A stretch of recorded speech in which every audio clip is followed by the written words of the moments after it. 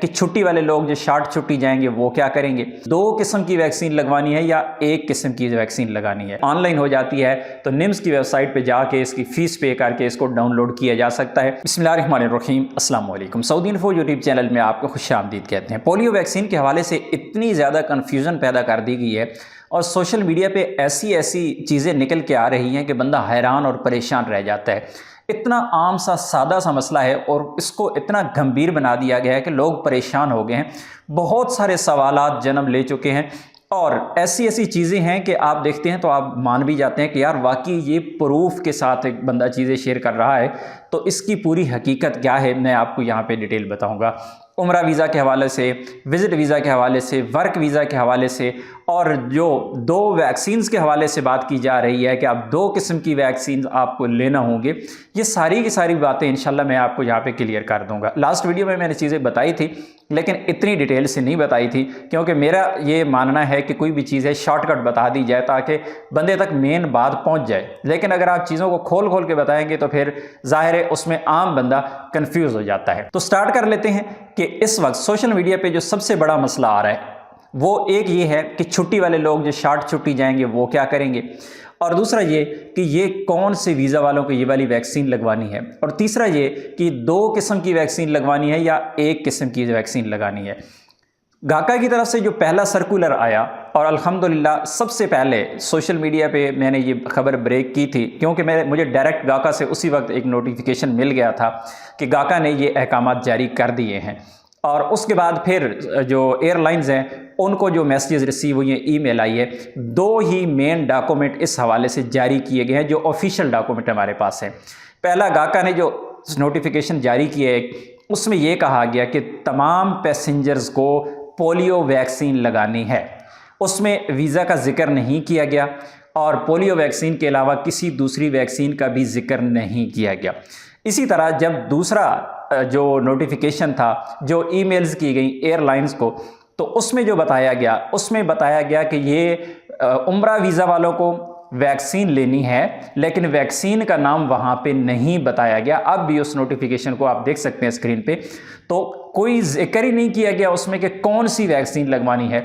اس کے بعد آ جاتی ہے کہ ابھی یہ جو چیزیں آپ کو مل رہی ہیں سوشل میڈیا پہ کہ یہ جی فلاں ایئر لائن کی ویب سائٹ پہ لکھا ہوا ہے یا گاکا کی ویب سائٹ پہ لکھا ہوا ہے یا منسٹری آف ہیلتھ سعودی عربیہ کی ویب سائٹ پہ یہ چیزیں لکھی ہوئی ہیں، تو ایک چیز میں آپ کو بتا دوں کہ میں آج اگر آپ کو ایک مثال دیتا ہوں کہ آپ چلے جائیں یہ تاشیر آفس کی ویب سائٹ پہ، وہاں پہ جائیں، وہاں پہ جا کے آپ اپنی اپائنٹمنٹ بک کریں، اور اس میں جو آپ کے ویزا سٹیمپنگ کے ڈیٹا ریکوائرڈ ہوتا ہے آپ کی فیملی وزٹ ویزا کا، اس میں ایک چیز ریکوائرڈ ہوتی ہے میڈیکل رپورٹ۔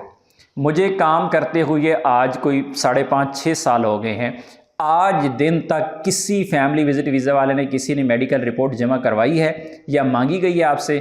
ویب سائٹ پہ تو آج بھی ہے، آج بھی آپ اپائنٹمنٹ بک کرتے ہیں، آج بھی آپ کو شو ہوتا ہے کہ یہ ریکوائرڈ ہے، یعنی پاسپورٹ ریکوائرڈ ہے، تصویریں ریکوائرڈ ہے، میڈیکل رپورٹ ریکوائرڈ ہے، لیکن نہیں چاہیے۔ ویب سائٹس کے اوپر جو ڈیٹا ہوتا ہے وہ بھائی سالوں سال پڑا رہتا ہے، وہ پتہ نہیں کب کی اپڈیٹ کی گئی ہے، کب کی پڑی ہوئی ہے، آپ اسے اٹھا کے اگر اچھال دیں گے کوئی فائدہ نہیں ہوگا۔ لیٹسٹ چیزیں میں نے آپ کو بتا دی ہیں، 2 ہی ہیں، 2 نوٹیفیکیشن ہیں جو گاکا کی طرف سے جاری کیے گئے ہیں۔ تو سب سے پہلے تو اس چیز کے بارے میں بالکل کنفیوز نہ ہوں، پولیو ویکسین 1 کا ذکر کیا گیا ہے اور دوسری طرف عمرہ ویزا کا ذکر کیا گیا ہے عمرہ والوں کے لیے، لیکن کیونکہ جو گاکا کا پہلا سرکولر ہے اس میں یہ کہا گیا ہے کہ تمام پیسنجر کے لیے، تو اب آپ لوگوں نے احتیاط برتنی ہے۔